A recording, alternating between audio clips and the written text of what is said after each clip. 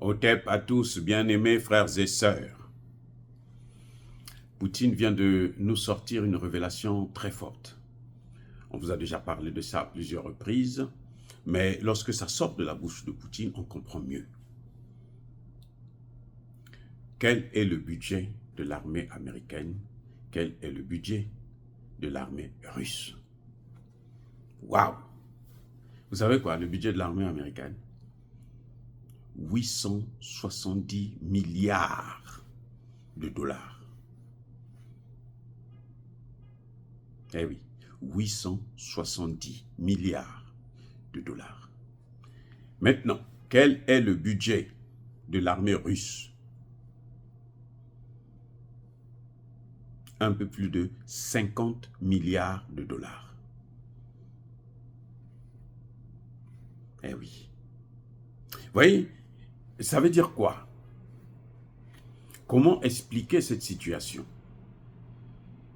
Pourquoi l'Amérique a le budget qui est supérieur aux 10 premières puissances qui suivent l'Amérique?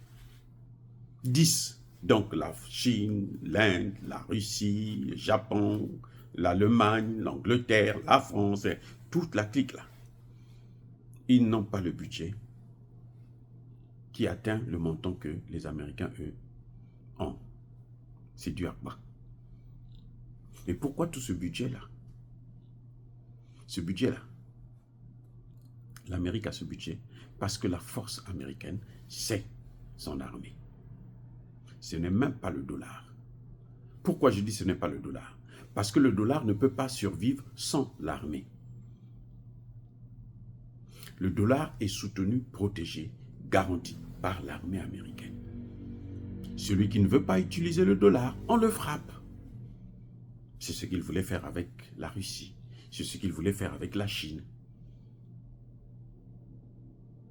Parce qu'ils se disent que nous devons commander les autres. Donc eux, ils n'ont pas besoin de la diplomatie. En fait, les Américains ne sont pas des diplomates. Les Américains, ce sont des guerriers. C'est une machine de guerre. Il n'y a pas de diplomatie. Puisque quand ils ont, dans un pays, un dirigeant récalcitrant, eh bien, ils instaurent le chaos. Ils créent la guerre civile, ce qu'ils appellent révolution de couleur. Et puis après, ils viennent pour occuper le pays. S'il faut le balkaniser, on le balkanise, on le coupe en mini-morceaux. Et puis bon, on contrôle et on pille les matières premières. Voilà pourquoi l'armée américaine a un budget aussi élevé. Il y a un autre aspect de problème qui est très important que le président Poutine a abordé, mais alors de façon très subliminale. Le président Poutine dit que mais ce budget-là, tout cet argent-là, c'est pour maintenir, ça sert pour la maintenance des armées. En fait, vous savez que les États-Unis ont 830 bases militaires en dehors des États-Unis, dans le monde. 830. Vous vous rendez compte? 830. Et certaines bases militaires sont là sans que les gens ne puissent, le pays, les autorités de ce pays ne soient au courant. D'autres, ils les imposent, comme au Centrafrique tout récemment, sans l'accord du président Touadéra, ben, les Américains viennent et ils implantent leur base. Mais il faut financer leur présence. C'est de l'argent que ça coûte. Donc ce budget-là, en fait, c'est pour ça. Ils ont des bases dans le monde entier. Il y a un problème. Il y a un problème. Voulant trop gagner, on finit par perdre. Surtout lorsqu'on s'attaque à un continent qui est aussi béni que celui de l'Afrique. Parce que là, vous vous attaquez au grand Dieu. Puisque c'est là que Dieu a commencé à créer le monde. L'Afrique est bien le berceau de l'humanité. Donc quand vous vous attaquez à cette Afrique-là, vous êtes en train de vous attaquer à Dieu. Et c'est ce Dieu-là qui va vous confondre. Bref, la mégalomanie américaine va la conduire à la catastrophe, au déclin. Parce que, vous voyez, aujourd'hui, ils mettent plus l'argent pour corrompre, pour tuer, pas pour avoir une armée efficace. Écoutez, écoutez. Les États-Unis mettent beaucoup d'argent pour tuer, pour piller, pas pour avoir une armée efficace. Les États-Unis, quand ils font des guerres, quand ils interviennent dans un pays, il n'y a pas de droit de l'homme. Ça n'existe pas. C'est pour ça que les États-Unis n'ont jamais signé le protocole, le traité de Rome de 2000, portant la création de la Cour pénale internationale.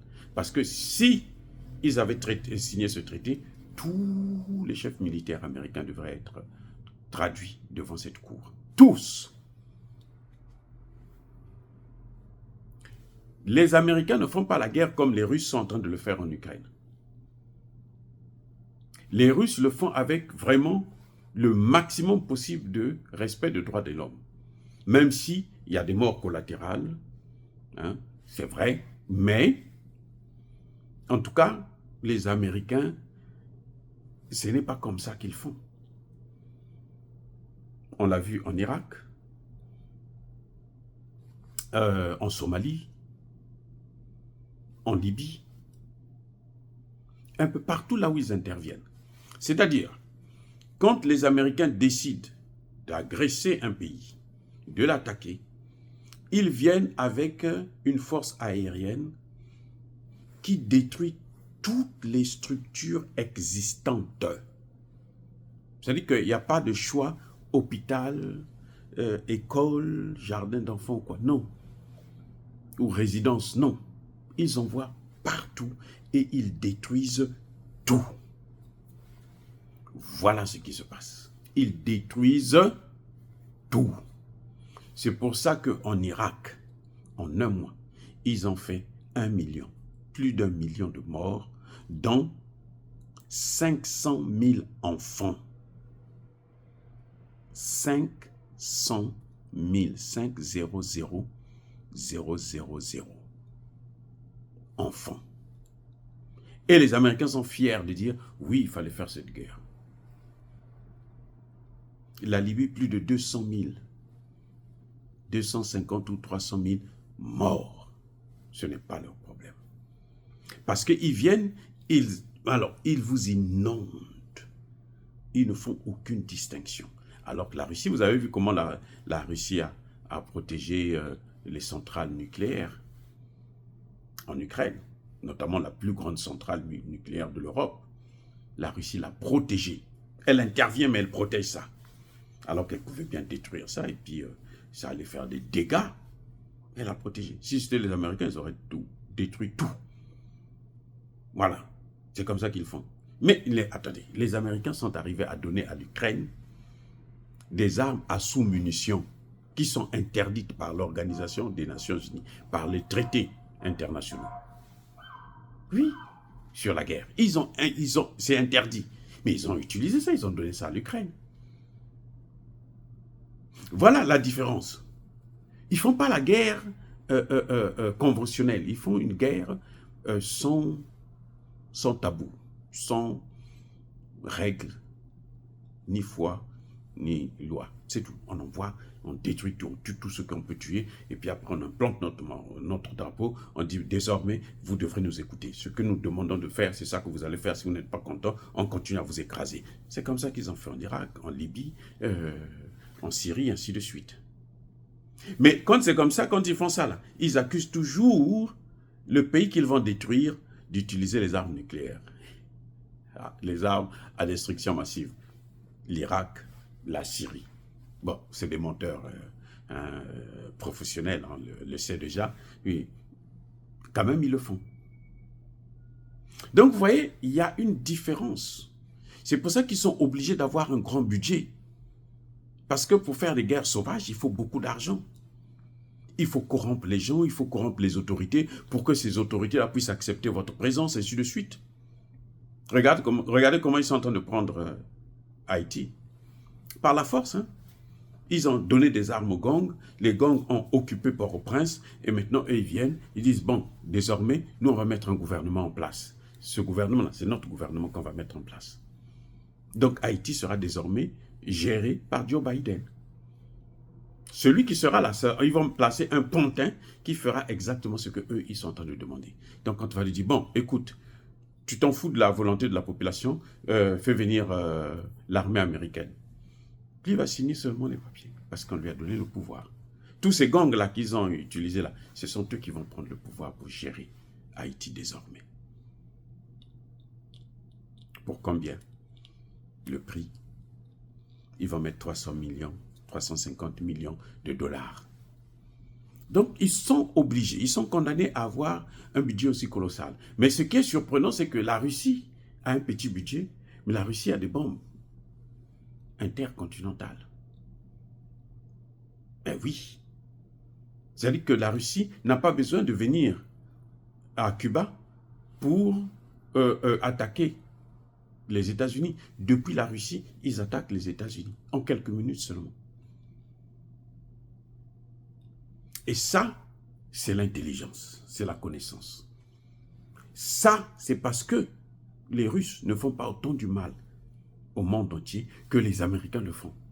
Parce que quand vous montez trop, à un moment donné, même Dieu ne sera plus content de votre puissance. Si vous êtes puissant seulement pour écraser les autres, même Dieu ne sera plus avec vous. Vous ne pouvez pas voir, c'est pas possible. Eh oui, bien-aimés frères et sœurs, c'est pour ça que vous voyez les États-Unis ont un gros budget, mais aujourd'hui, les États-Unis ne sont pas capables de faire un corps à corps avec l'armée russe. Non. Une guerre comme la guerre de la deuxième ou la première guerre mondiale, la guerre de tranchées, là, les Américains ne peuvent pas tenir face aux Russes. Eux, aujourd'hui, la seule chose qu'ils peuvent faire, c'est utiliser l'arme nucléaire. Mais maintenant, ce qui est terrible, c'est que tout le monde sait que si on commence avec ça, entre les puissances là, eh ben, c'est les deux puissances qui vont partir. C'est toutes les puissances qui vont partir. Ah oui, toutes les puissances nucléaires vont disparaître. En cas de guerre nucléaire, toutes les puissances nucléaires vont disparaître. Dire cela, c'est inciter à la haine ou à la violence, non. Il y a pas colère, encore une fois de plus, bien-aimés frères et sœurs, je persiste et je signe. Soyez bénis, abondamment bénis par le Dieu des Kémites et par nos ancêtres angélisés.